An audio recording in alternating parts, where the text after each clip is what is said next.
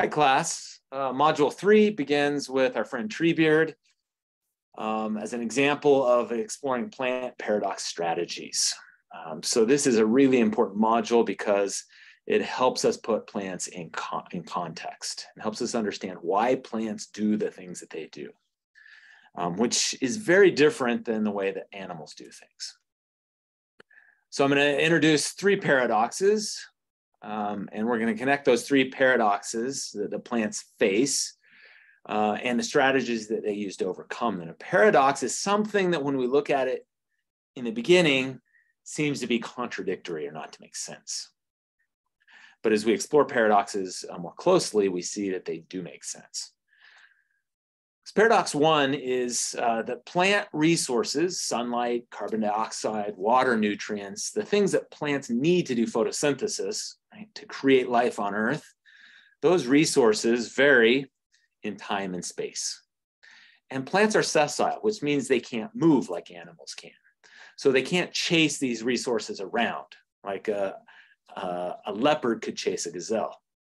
And so this creates a paradox, right? If resources that plants need to do photosynthesis to support life on Earth are moving around and plants are stuck in space, then how do we reconcile that paradox? And the answer is plants can do something that animals can't. They can grow indeterminately. They have growth points called meristems, more commonly buds, that can activate and grow in almost any direction. These are called apical meristems. And on shoots, they grow just the tip of the branch points. Roots also have apical meristems. And what these meristems are cells that actively divide and then lengthen to create a lengthening growth. And then plants have receptors or sensor systems that allow them to sense light, water, nutrients within their environment so they know where the limiting resources are located. And then through indeterminate growth patterns, they can grow towards those resources. So apical meristems allow plants to lengthen and grow towards the resources they need for photosynthesis through cell division and growth.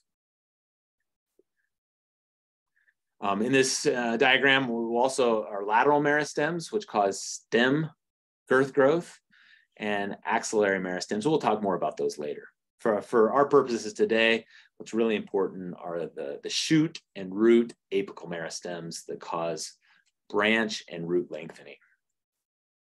So here's an example of indeterminate growth in my office. I have this ficus tree in the office. And the limiting resource in my office is light. I have fluorescent lights that don't produce enough light to do photosynthesis for most plants. But I do have a big office window that lets a lot of light in. And you can see this ficus tree, the meristems on the shaded side are not active, but the meristems on the sunny side, the light receptors have perceived that there's a lot of blue and red light coming through the window and send a signal to begin to divide those cells in the meristems on the sunny side of the plant.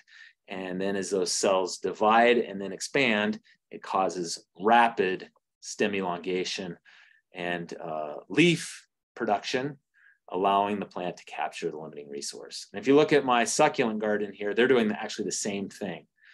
They all sense with their light receptors the direction of high light, and they're positioning their leaves in the direction of that highlight to capture it. So the next learning outcome is using the principle of allocation to be able to predict growth responses as a result of these resource gradients in the environment. Right? You got shaded environments, you got sunny environments, you got low water, high water, more and less nutrients. And the principle of allocation helps us understand how plants use indeterminate growth patterns to reach out and capture these resources. The first principle is that plant growth potential is finite. Plants can't simultaneously grow in all directions. They have to instead make decisions about where they allocate their resources to promote growth. And if they promote growth in their shoots, then simultaneously they won't be growing as much in their roots, right? So there's a trade-off there.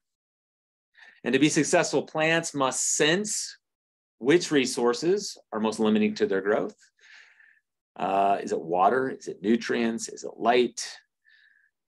Tropical forest, for example, is most limited by light availability.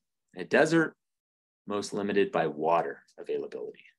So plants in deserts versus tropical forests are going to have very different allocation patterns to capture different limiting resources.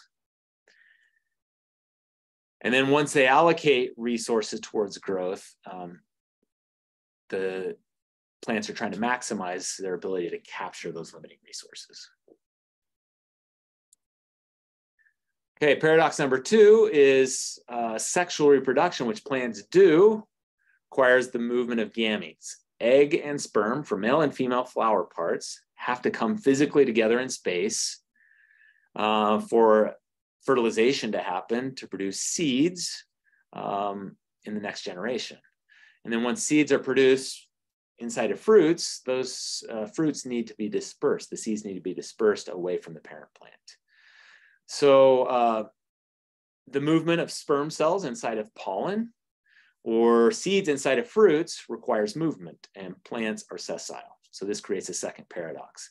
How does sexual reproduction and seed dispersal, which require movement and is necessary for successful sexual reproduction in plants, but plants are sessile, they cannot move. So the solution is plants use chemistry, sweet nectar rewards. They use colors, smells to affect the behavior of pollinators to get them to move pollen from male to female flower parts so that the sperm cells inside the pollen can then fertilize the eggs inside the female flower parts. Or pollen is produced with a lot of surface area that then is spread in wind, carrying pollen from male to female cone, a male to female cones, for example. Paradox number 3, animals called herbivores eat plants. And when this happens chronically, it can lead to plant death, mortality. But plants aren't sessile, they can't run, they can't defend themselves. So what solutions do they have? And again, using the chemistry of the products of photosynthesis, they can grow physical protection in the form of spines or thorns that protect them from animals. Or those same products of photosynthesis can be modified to produce secondary defense compounds that taste bitter or are toxic to animals. And once an animal becomes familiar with the bitter taste of a certain type of plant, then it will recognize the shapes of the leaves and the shape of the plant. And if it's had an adverse reaction to a toxin that made it violently sick, it will remember that plant and will avoid it in the future. So plants are using physical protection, spines, thorns, and chemical protection in the form of bitter flavors and toxic compounds that make animals sick to change their behavior to control the amount of plant tissue that animals eat. There's a really interesting study that one of my friends did in Sanpete County, just in central Utah, at an elk farm. He got 5 different branches of aspen from 5 different genotypes. And so clone 1 through 5 here on the graph. And you can see that, and then they measured the concentration of a defense compound called phenolic glycosides that make aspen leaves taste very bitter. And clone 1, you notice, has about 10% phenolic glycosides. And clone 5 has almost 23% phenolic glycosides. And so there's variation in the amount of defense among these 5 clones. And so they took leaf material from each of these 5 clones branches, they put them on the fence and did a cafeteria trial for the elk and looked at total consumption percent of these 5 clones. And what they found is that the more heavily defended clones, 3, 4, and 5, that had much higher levels of phenolic glycosides were much less preferred by the elk.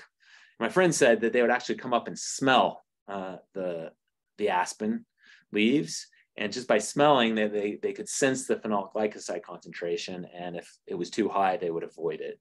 And if it was lower, then they would eat it. So it's a really good example of chemical defenses of aspen controlling the feeding behavior of elk.